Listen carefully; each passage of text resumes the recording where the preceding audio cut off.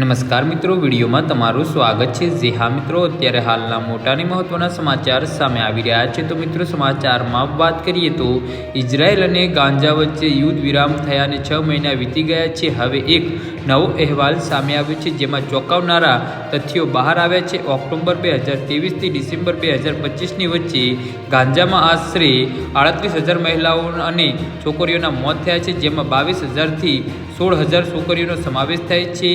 આ અહેવાલ માનવ અધિકાર રક્ષકોને ચિંતામાં મૂકી દીધા છે।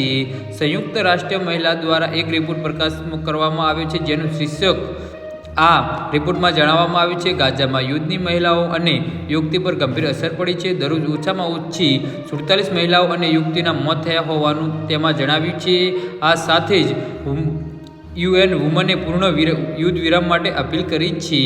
એપીના એક અહેવાલ મુજબ ઇઝરાયલ અને હમાસ વચ્ચે 2 વર્ષ ચાલેલા યુદ્ધ વિરામના કારણે અટકાવી દેવામાં આવ્યો હતો અને તે હવે 2025માં લાગુ કરવામાં આવ્યો હતો। ત્યારબાદ ઇઝરાયેલી સેના ગાઝાના અડધાથી વધુ ભાગ પર કબજો કરી લીધો હતો અને હાલમાં ગાઝા એક નાના વિસ્તારમાં રહેવા માટે મજબૂર છે। 750થી વધુ પેલેસ્ટીનો માર્યા ગયા છે, જેમાં 4 ઇઝરાયેલના સૈનિકોનો સમાવેશ થાય છે। જી હા મિત્રો, તો આના વિશે તમારું શું કહેવું છે તો નીચે અમારી કમેન્ટ બોક્સમાં જરૂરથી જણાવજો અને અમારી યુટ્યુબ ચેનલને સબસ્ક્રાઈબ કરવાની ભૂલતા નહીં। ધન્યવાદ।